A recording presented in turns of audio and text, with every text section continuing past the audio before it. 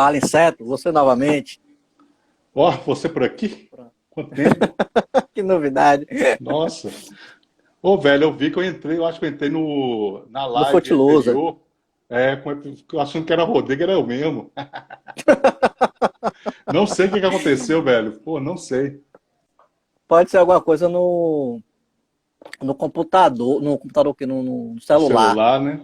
De repente você trocou a Agora conta entendi sem porque que querer. Yuri tava aí, cara. Se fosse Ah, no meu tá. perfil pessoal, ele não ia me dar essa moral, não. Então vamos falar em perfil pessoal. Você viu aí qual perfil eu tô? Tô no perfil do pessoal de ADM, né? É, tá. Eu agora Ah, tô tá. como o Carlinho, certinho agora. Então vamos lá. Você falou de. Já que a gente vai ter tempo, então deixa eu chutar logo o balde, vamos falar também, né? É... Uma das coisas também. Ah, tá, não. Tinha a pergunta de Tamílios, a questão do papel da mídia. Sim, a mídia desempenha papel crucial, porque a mídia ela tem duas funções. Uma, ela amplifica. Então, uma coisa é você. Se a gente pensar na figura de um Hitler, por exemplo, ou de qualquer ditador, e aí Inácio destacou muito bem no início da fala dele, é, está em nós também, e a própria civilização também tem isso, né? Então, se alguns indivíduos conseguem controlar ou conseguem ter um raciocínio um pouco mais crítico sobre isso e sobre si mesmo, sobre sua própria ação, outros não tanto, mas pequenos ditadores estão aí à solta na sociedade como um todo. Às vezes o que a mídia faz é destacar alguém dessa multidão e dar voz. Então uma coisa é, se a gente pensar na Alemanha, que eu não quero falar do Brasil de hoje, né? Mas, enfim, já falando, você destaca esse indivíduo, você dá voz a ele. Então, no Brasil, preconceito contra negro sempre existiu. Tá aí, qualquer esquina tá presente, qualquer, enfim, churrasquinho de família você vai ter presente. Contra o homossexual tá aí presente. Então, todos esses preconceitos sempre estiveram presentes e ainda estão. O que acontece é que eles não estavam representados na figura de um grande líder. Assim, esses preconceitos não estavam representados na figura, mesmo da direita, assim, não estava representado na figura de um FHC, não estava representado na figura, inclusive, de um Collor, que nunca chegou para dizer que negro se pesa em arroba, que tem que metralhar os adversários, nem mesmo Collor. No FHC também não encontrou ego, na Dilma, no Lula não encontrou ego, embora sempre estivesse aí presente. E agora a mídia, ela dá a voz. Ela fala para essas pessoas com todos esses preconceitos, olha, seus preconceitos também têm voz. Então, esse indivíduo, quando ele se sente representado, ele se sente forte. Esse indivíduo que tinha, apesar de racista, homofóbico, os cambal, ele tinha vergonha, agora ele não tem. Agora ele se sente forte, porque você tem uma figura que amplia isso. Então a mídia, ela amplifica. Ela escolhe quem ela vai amplificar. Até nos debates. Os debates hoje, você tem figuras como, sei lá, um Alexandre Garcia defendendo que a cloroquina cura. E você tem canais de televisão dando espaço para dizer coisas como essa. Então você tem esse tipo de coisa. A gente tá vivendo isso. Então a mídia faz isso, ela dá essa amplificada. E a outra coisa, ela também, de alguma maneira, ela induz, de modo silencioso, ela tece, que o velho exemplo clássico é aquele do traficante e do estudante, né? Se for na favela, se for preto, o traficante foi pego com, sei lá, com baseado. Se for num bairro nobre, branquinho, o estudante ou empresário, né? Foi encontrado, né? É, Não é, tem nem toda foi uma preso, foi encontrado. terminologia tem toda uma Isso é, terminologia que contextualiza e isso é, verbaliza aquilo de uma determinada maneira, né, cara? É é. tudo muito, muito bem pensado. E não é à toa, né, cara? Tem que destacar que o Hitler tinha um ministro da propaganda nazista, que era o Uhum, Goebbels. Mas não era à uhum. toa, cara, né? Tem um documentário que eu quero. Você já assistiu, você conhece também, que é o Arquitetura do nazismo? Arquitetura da Destruição, Da destruição, é. né? Que mostra Sim. muito bem isso, como toda uma estética foi muito bem pensada e aplicada para poder transmitir a ideia nazista, né, cara? Os caras não investiram na Riefenstahl, eu não sei se é o nome dela, Uhum. mas assim, uma cineasta à toa para Aham. fazer os filmes daquele jeito. Aquela era toda uma concepção pensada nessa razão instrumental, ela está bem aplicada ali. É pensar Uhum. tudo, pensar milimetricamente. E para você legitimar isso, você precisa de propaganda. Você precisa de Uhum. propaganda. Você precisa da mídia para poder fazer isso. Quem é que legitimou o impeachment da Dilma? Foi a mídia. Quem que legitimou o Uhum. golpe de 64? Foi a mídia. Uhum. Então, né, cara, ela desempenha um papel muito importante aí. Né? A mídia desempenha um papel muito importante. E aí continua tendo essa ação. Só que aquela mídia agora não é só mais a televisão, não é só mais o Uhum. jornal, a mídia é o WhatsApp também. Uhum. Né? As pessoas estão se formando pelo WhatsApp. Então, a série de fake news que estão vindo aí é vista como informação por um grande Uhum. segmento da sociedade. Não é pouca gente, não. É muita gente que se Uhum. informa ali. E aí, como o Gil falou, tem figuras cretinas, figuras desonestas, mau caráteres, como o Alexandre Garcia, que já fez declaração de amor ao Figueiredo, né? Na transição, tem a declaração de amor, ele Não, eu fala com o sei. Figueiredo. Eu me lembro, eu esqueci qual é o termo que ele usa, mas ele só faltou falar, estou apaixonado por você. Ele Aham. faz uma entrevista com o Figueiredo no momento de transição para o regime democrático, naquele momento ali, que é praticamente uma declaração de amor pro cara, velho. E aí você tem um indivíduo desse que está atuando como um agente de propagação de informações completamente adulteradas para legitimar o que está aí. A CNN é onde ele está trabalhando agora, Uhum. é uma emissora do governo, de propaganda do governo.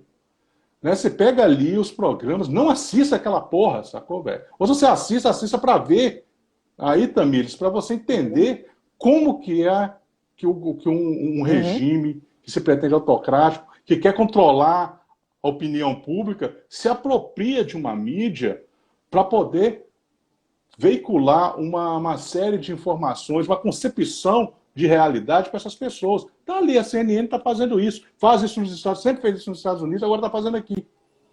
Entendeu, velho? E aí você tem toda essa uma dinâmica dentro da mídia que favorece como Alexandre Garcia, como Caio Coppola, que esse Uhum. indivíduo aí só toma porrada quando aquele grande debate, ele só toma porrada, inclusive de gente da direita que vai lá. Só que a gente da direita com Uhum. informação. E ele não sabe porra nenhuma do que ele está falando.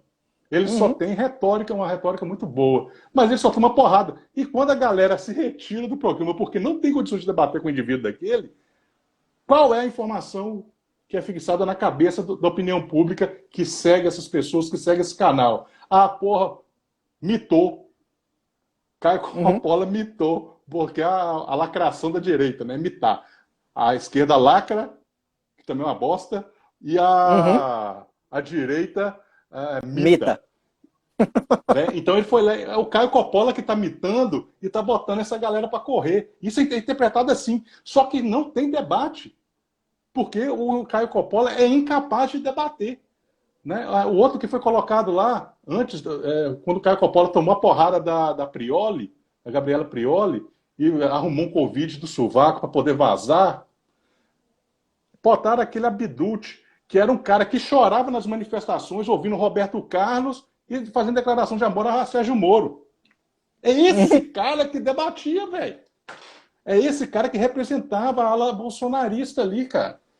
né? E ele, você via claramente, a Gabriela Prioli deixou o programa porque não tinha debate, não tinha condições, assim, como dar respostas aquilo que era dito para aqueles caras, assim. Então você tem uma emissora que funciona como um aparato midiático do governo, que é para poder legitimar o que está aí. Então a mídia tem um papel importante.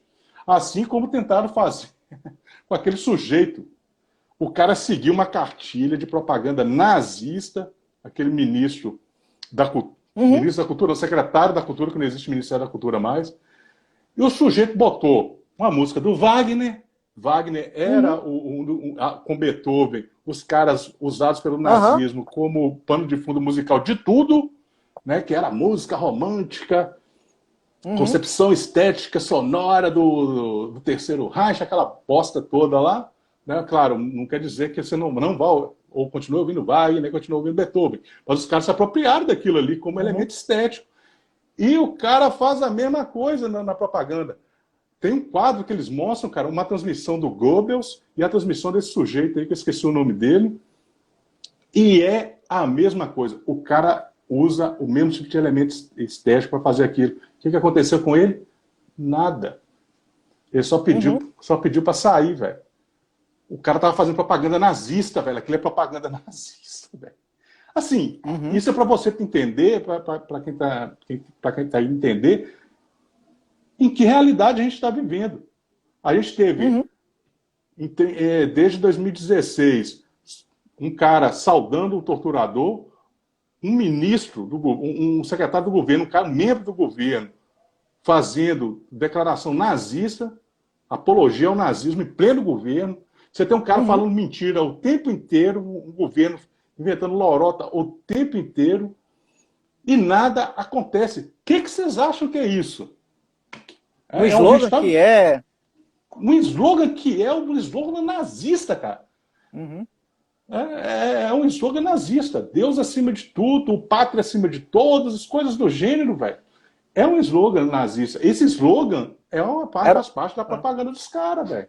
Para o pessoal que está acompanhando aí e não sabe, é só você substituir Brasil por Alemanha. É a É, mesma coisa. O que o Hitler usou foi exatamente a mesma coisa, só que em vez de que é Brasil, o acima de tema em todos. alemão é Deutschland É. über alles, Isso. né? Alemanha É. acima de tudo. Que tem Deus uma acima de música, todos. já que a gente estava falando de punk rock, tem uma música do Dead Kennedys, né, cara? Uhum, California über alles, que é uma crítica ao governador da Califórnia na época, que se não me engano era o Reagan, dos anos 70 ali, e eles fazem essa música para poder criticar as posturas autoritárias do Reagan naquele momento ali na Califórnia. Então é isso, cara. É um signo de propaganda autoritária, um signo de propaganda nazista aí, cara. E isso tá aqui, tá aí, velho. Ninguém vê problema. Aqui a gente está uhum. vivendo um contexto em que ninguém vê problema isso ser disseminado por meios de comunicação midiáticos, né, cara? É foda E aí, isso, cara. só para pegar o gancho que você falou, né, do que a gente está vivendo, a autocracia, então, você tem a democracia, que é o governo do povo, né? Mas você tem uma autocracia. Mas assim, a democracia ela tem a expressão que está na moda é o regime de pesos e contrapesos, né? Você tem uma coisa ali que você não permite, você tem os três poderes. Por que você dividiu em três poderes? Para você não concentrar esses poderes em um só. Então, você tem o executivo, o Uhum. legislativo e o judiciário. Então, um poder cria a lei, o outro julga e o outro executa. Você não pode concentrar a mesma pessoa criar a lei, a mesma pessoa julgar e a mesma pessoa executar. Né? Você não pode fazer. Um grande exemplo disso foi o julgamento onde o juiz investiga. Sim. Né? Conduz Então, a ali é um exemplo. investigação. Conduz a investigação e depois ele julga. Né? Só faltava ele criar a lei. E de um certo modo ele criou, inventou algumas. Né? Então, assim, a delação premiada, do modo como ele interpretou ali, foi praticamente uma invenção do lei. Exatamente, Então, cara. você não tem isso. Quando você concentra esses poderes na mão de um só, isso é um risco. Então, o regime democrático, para que ele seja efetivamente democrático, você não pode dar a uma pessoa só ou apenas um grupo esses três poderes. Né? E aí, qual a questão dos militares? Por que o militar não pode ocupar o governo? Porque o militar tem o poder da arma. Então, com a arma, ele pode subjugar os três. Então, por Não, isso que o militar, em qualquer democracia que se preze, ele tem que ficar fora do governo. Nos Estados Unidos, acho que o general, apenas porque ele acompanhou o Trump em uma declaração, exatamente, é o que eu ia falar, velho. ele pediu desculpas publicamente. No Uruguai, um general que deu uma declaração política foi punido. No Brasil, a gente tem as Forças Armadas toda dentro do governo e dando inúmeras declarações políticas. Exatamente. Então, isso aí não é parte de um regime democrático. O regime democrático não é só a eleição. Porque se você elege, partindo do mesmo pressuposto, a gente pode dizer que uma série de outras ditaduras são democráticas, né? Você tem outros regimes que você tem eleição que sempre a mesma pessoa ganha, porque o mesmo cara concentra os três poderes na mão dele. Foi isso que Hitler fez. Sim. E é isso que está sendo tentado aqui no Brasil. Começou até com o apoio dos três poderes, mas depois começou a briga, e aí o judiciário puxa de lá, o legislativo puxa de cá. É isso que ainda impede de que a coisa ganhe essa força de uma vez só. Mas você já tem o executivo junto com os militares, o judiciário e o legislativo estão ali meio que titubeando, mas se juntar, já foi, e não está tão distante de juntar. Então, é essa a questão. Na verdade, a própria eleição, que condicionou essa eleição, né, você tinha, como vou sintetizar, o grande filósofo Romero Jucá, como é o nome dele? Jucá, né, com o judiciário, com o legislativo e com os militares. Com tudo. Tudo. Então, tudo. Aí você tem a configuração de um regime autocrático. Né? O Jucá é quem dá, essa frase não é minha, é do Jucá, é ele quem diz isso. Né? Então, o que é que nós estamos vivendo? Nós não estamos tão distante disso, né? Fazendo algumas... Então, é isso, a história lá da autocracia. A democracia ela não se resume à urna. A democracia ela pressupõe independência dos três poderes e os militares... Não que o militar não faça parte da democracia, Cara, ele faz parte. O aparato militar é ferramenta, é instrumento. Por isso que ele não pode mexer em nada. Ele está ali para receber. Quem está para receber ordem do governo é o aparato militar. Por isso que ele não pode se meter em porra nenhuma. Tem essa questão dele ser tá armado, aquela coisa toda, mas ele, dentro da estrutura governamental do Estado, ele é só um instrumento, ele está ali para receber ordem. Então, por isso que o cara não pode se meter em porra nenhuma, ele não pode se meter. É justamente, os caras sabem, em qualquer país que tem uma democracia consolidada, entende claramente que precisa haver essa separação, né, entre o governo, entre essas três instâncias do governo, né, os três poderes e as Forças Armadas. Né? As Forças Armadas não podem participar de nenhum desses núcleos, cara. Isso que tem essa porra dessa aberração. E de 2016 para cá, para mim, 2016, cara, desde 2016 não existe mais democracia no Brasil. Eu não sei definir bem o que é isso, que ainda não chegamos à consolidação de um regime autocrático, nós caminhamos para tal. E na cabeça de Bolsonaro, cara, isso é maravilhoso, porque na cabeça do Bolsonaro, ser presidente significa ser imperador, cara. O comportamento dele é nesse sentido. Quando ele ataca o legislativo, é que ele não consegue. Tem hora que parece que ele não consegue entender que ele não é mais que o legislativo.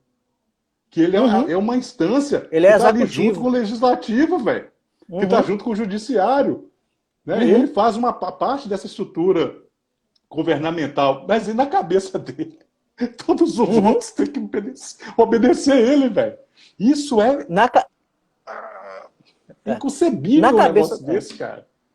Na cabeça dele e de grande parte da população. Ah, não, E aí, assim, eu vou pegar o gancho aqui de Amanda e depois de seu amigo aqui, Arthur Vini. Que também tem um canal muito legal. Ler a pergunta Daqui dele. a pouco eu vou chegar na pergunta dele lá.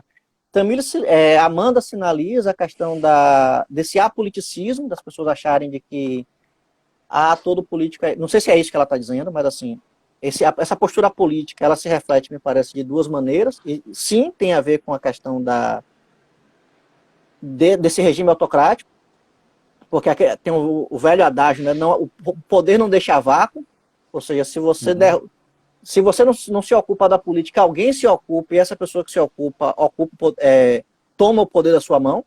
Então, se você quer ser apolítico, prepare-se que você está abrindo um vácuo no poder e alguém vai ocupar isso daí. E esse apoliticismo, ele me parece que ele se exprime de duas maneiras. Uma, que é a mais grave, talvez, é a ignorância completa do que é um sistema democrático, primeiro, que é essa coisa óbvia da separação dos poderes, boa parte da população não conhece. Teve uma pesquisa recente que das pessoas que um monte de gente tem mais gente achando que o Bolsonaro está certo do que o que está errado nessa pandemia. E aí no final tem a pergunta, você sabe o nome do ministro da Saúde? 88% das pessoas não sabiam. Né? Então, assim, as pessoas acham que compete ao presidente decidir sobre a saúde. Né? E tudo que acontece é o presidente. Assim, elas resumem a coisa, a figura do presidente.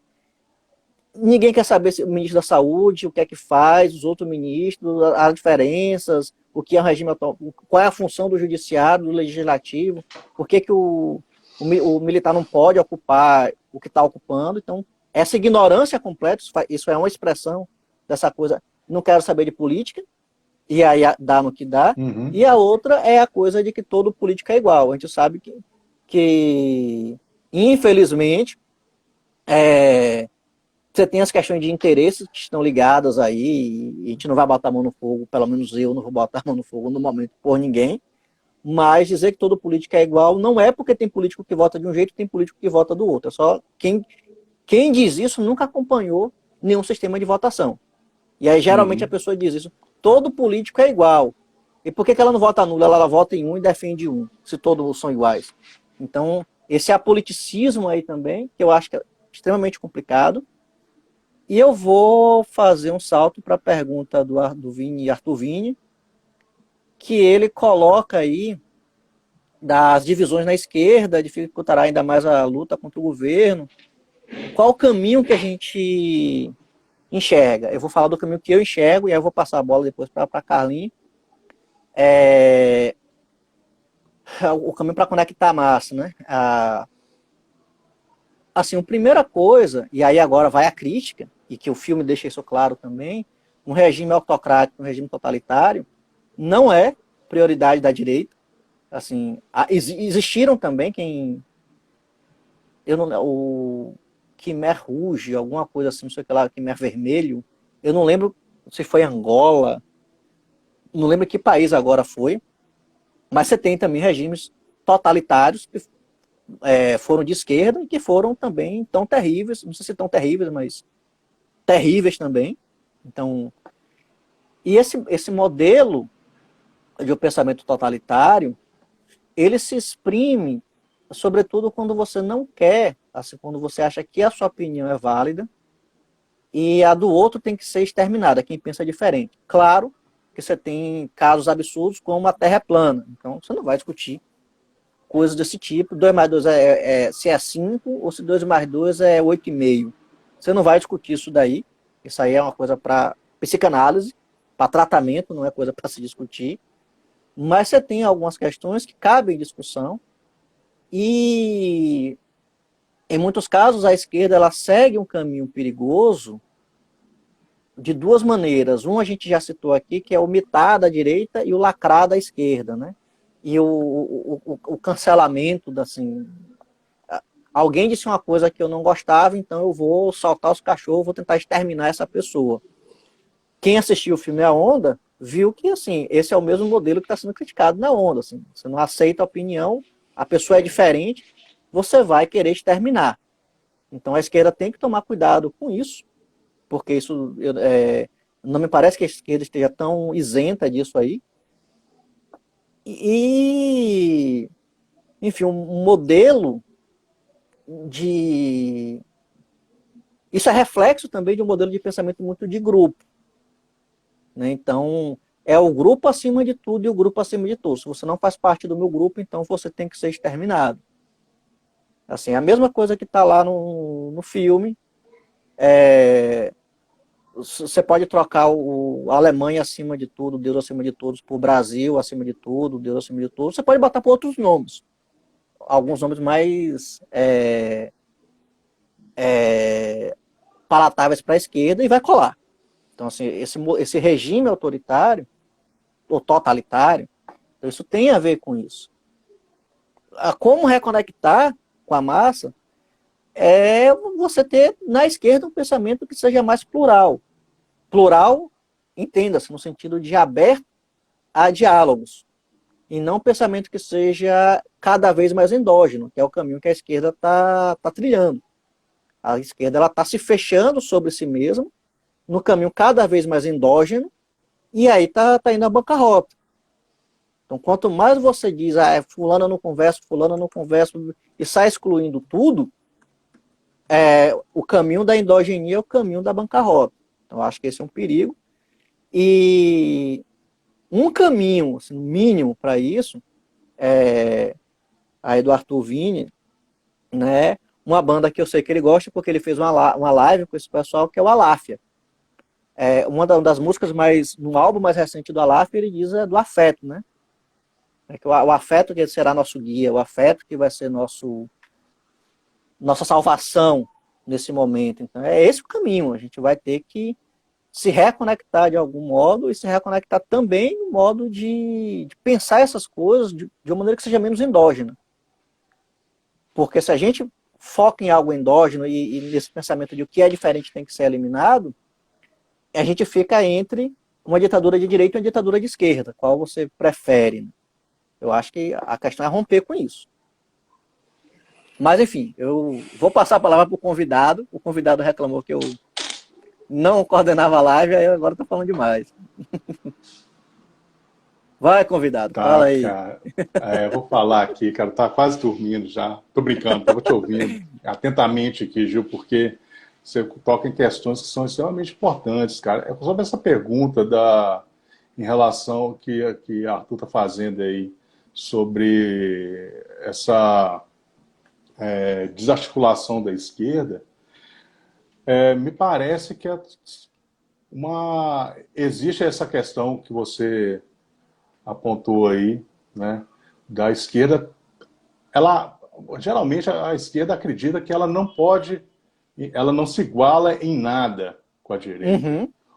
Nem com a direita, com a extrema direita. Com a direita eu acho que realmente tem as diferenças, porque são diferenças ideológicas, de pontos de vista, são diferenças políticas, mas é do extremismo bolsonarista, né? E a gente vê comportamentos por parte de nós da esquerda, né? Nós, assim, colocando uma coisa mais ampla, porque eu me considero uma pessoa de esquerda, um comportamento, enquanto grupo, nas redes sociais, de tentar evitar também o debate, de evitar o confronto. Não vou nem falar o debate, o confronto.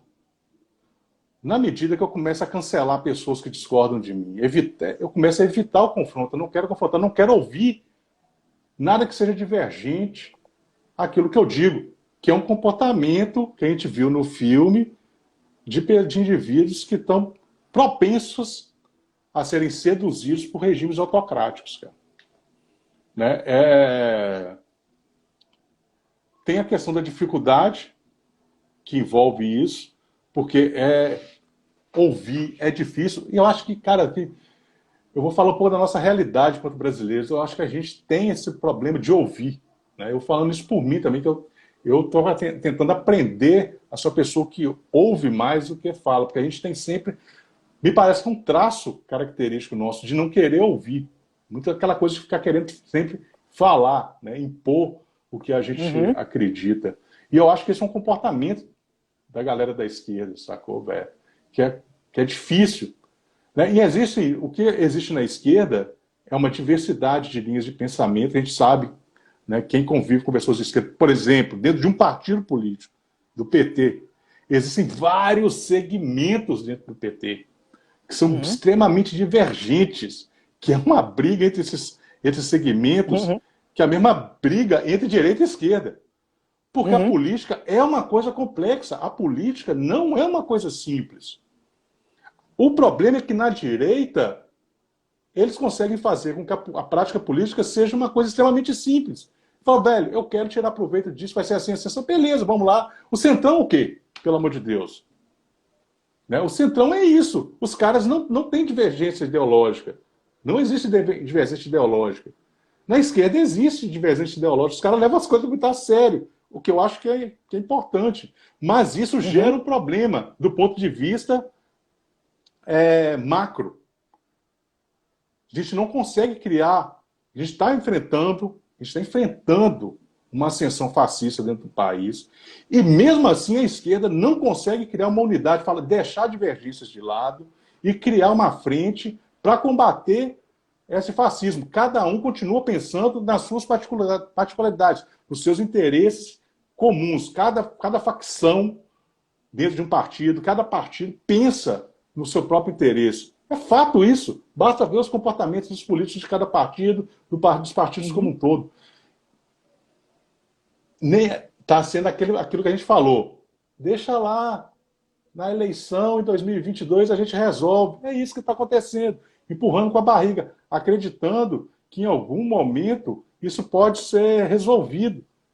Não vai, gente, não vai. Os caras estão ganhando espaço. Sabe, esses caras estão desenvolvendo métodos. Eu não estou dizendo que a gente deve usar os mesmos métodos de fake news, mas a gente tem que desenvolver, ou melhor, a esquerda tem que desenvolver uma maneira de estabelecer essa conexão com as massas. Pô, Arthur, eu não sei te dizer qual que é, cara.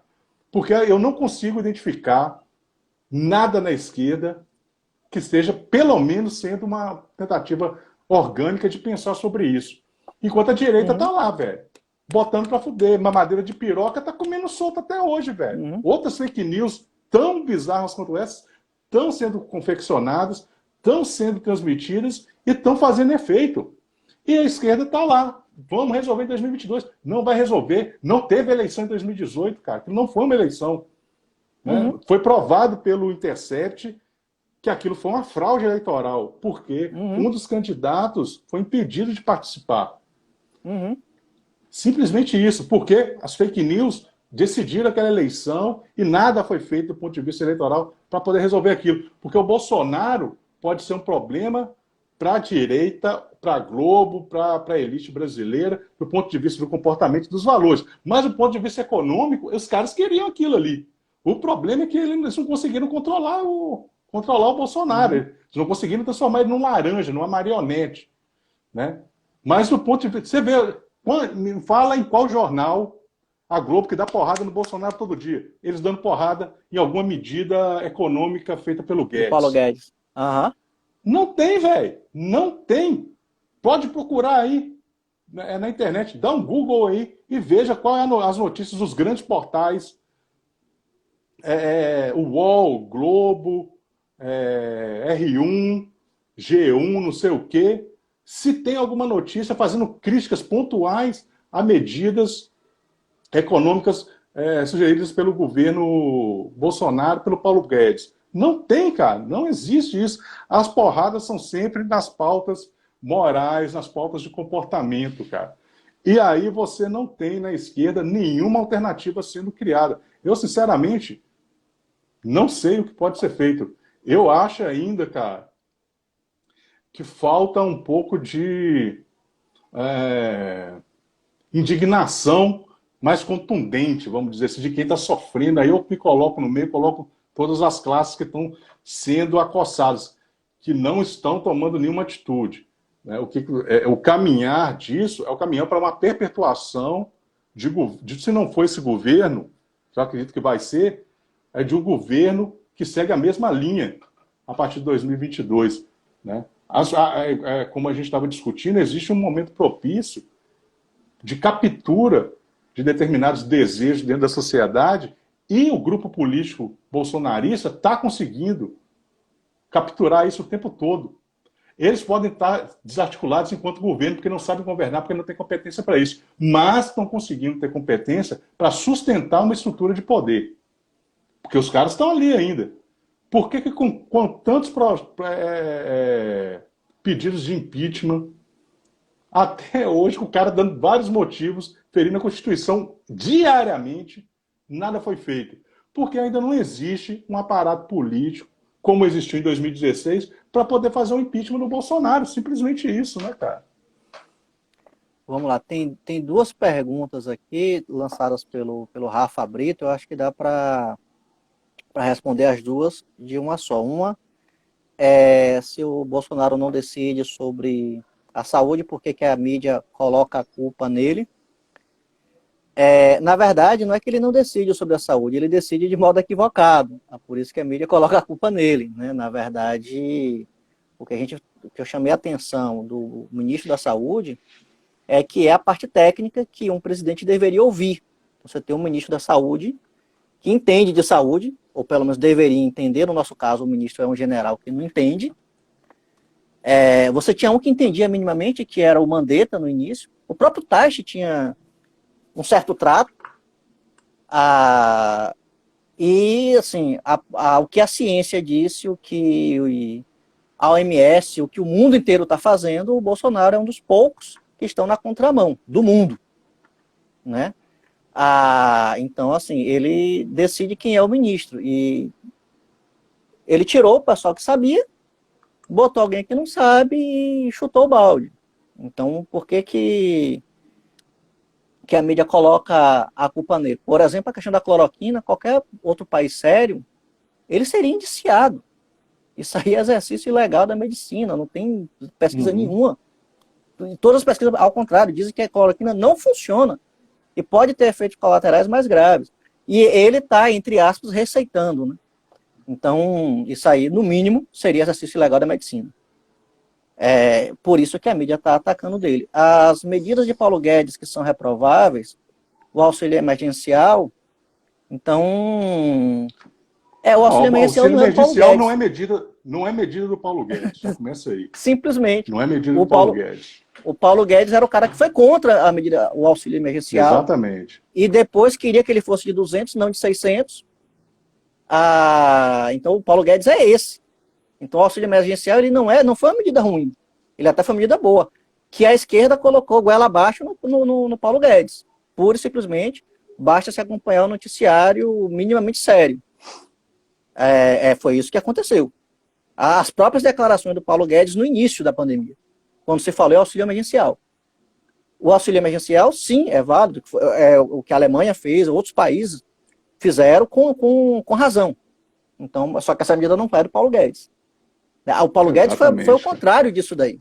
Então, assim, um dos exemplos, né? Eu não vou entrar em vários outros, como, por exemplo, a questão da aposentadoria, que está tendo um problema sério no Chile agora. O Chile, que é o modelo que o Paulo Guedes adotou para essa aposentadoria, eu repito, não é uma questão de que uma reforma não seria necessária, tal. Tudo bem que uma reforma fosse necessária, mas não essa que o Paulo Guedes implementou. Essa que o Paulo Guedes implementou, o Chile botou, acho que 20 anos atrás, sei lá quanto tempo, há muito tempo atrás, o Chile está voltando atrás. O Chile já está dizendo, deu merda, isso aqui não funciona. Então, são esses os pontos, né, que tem sido sinalizado. Deixa eu ver se tem mais alguma questão. Acho que... E aí, Inácio? Vamos fazer o seguinte. Velho, eu acho que é isso. A gente já discutiu o filme pra caramba, Já saiu até do filme. discutimos política pra caramba, já estamos quase chegando em 3 horas. Não sei, cara. Acho que a galera já fez umas intervenções bacanas aí. São quase 3 horas de live. Né? Não sei se aparecer mais alguma pergunta. Agradecer aí a galera que participou, né? Arthur, ao Rafa, Brita aí, que mandou as perguntas interessantes aí, né? Perguntas mais que colocavam luz sobre questões relacionadas ao governo aí dentro de um viés diferente, né? E é isso, cara. Assim, eu acho que quem? Prince Adam. A Prince estava aí? Eu não vi. Estava. Não. Entrou em algum momento, enfim. Entrou muita gente, né? Eu não consigo mais acompanhar. O Prince eu não vi, não. Um abraço para a Leila aí, foi minha colega lá na escola lá em Camaçari. Oh, legal ter entrado aqui. A Anthony também, que é um colega lá de Camaçari, entrou aqui. Felipe, ó, abraço, Felipe, foi meu aluno, melhor professor de história do Luiz Rogério. Dei aula de história para esse pivete. Olha. Valeu, Felipe, Com a camisa abraço do aí, Ramones, cara. né? Claro, eu só dou aula com camisa de banda, velho. Não tem jeito não, cara. Né? Eu sou igual o Rainer, cara, nisso aí. Ainda não tentei implementar uma autocracia lá na escola, não. Mas eu só vou dar aula daquele jeito ali, camisa de banda e é isso aí, cara. Mas assim, pedir pra galera assistir o filme, né? Postar comentários aí Uhum. no perfil do diretor acadêmico, dizer o que achou do filme, se concorda com o que a gente falou, né, cara? Se concorda com os pontos que a gente levantou aqui, com a abordagem. Eu espero que seja convidado para mais lives como essa, porque é um jeito muito gostoso de passar essa quarentena, né? Conversando com meu amigo, ó, tomando a cervejinha, Não uma é? IPA aqui de leve, falando sobre os Porra, filmes faltou aqui. legais, Então é revendo um isso, monte de Sérgio. gente aí. É isso, velho. Vamos encerrar aqui. Agradeço muito a sua participação. É, o papo, se a gente deixar aqui, a gente rende até amanhã de manhã. Eu não peguei, botei uma cervejinha do lado, senão eu também não ia parar mais. Mas Pois é, agradeço né? muito o convite, os comentários e, enfim, espero que a gente possa, em algum outro momento, fazer mais algumas lives. A Amanda destacou aí que essa live ficará disponível, né? Quem quiser acompanhar no Insta do DA de ADM, que é quem está idealizando esse projeto. E é isso. No mais, agradeço a todos, agradeço a Carlos Inácio, deixo aqui o merchandising do Algan Poxa, Gil, Pazan até você me e chamando do... pelo meu. Você me chamando pela minha identidade secreta, velho. Não é? Pô, chamado. Aqui, ó, a Do, Tamires já descobriu aqui, já me chama de Carlos Inácio, meu nome de ator mexicano. Agradecer minha mãe aí, não é? abraço, né, por ter botado esse nome em mim. Obrigado, viu? Mas pode me chamar aí de Carlinho, de Inácio, de Bola também, pode ser. São nomes muito mais legais, jeitos muito Só mais não pode legais de se chamar você de referir a mim. Neto, né? Porque senão você vai lembrar da... Não, Neto não, por favor. Me chama de Neto, não, que aí fica feio. Me chama de Carlos Inácio Coelho Neto, de Coelho Neto, Inácio Coelho Neto, mas não me chame de. Carlos Neto, mas não me chame de Neto. Que senão o pessoal vai lembrar daquele comentador de esporte que não tem nada a ver com você. Ainda Não, bem.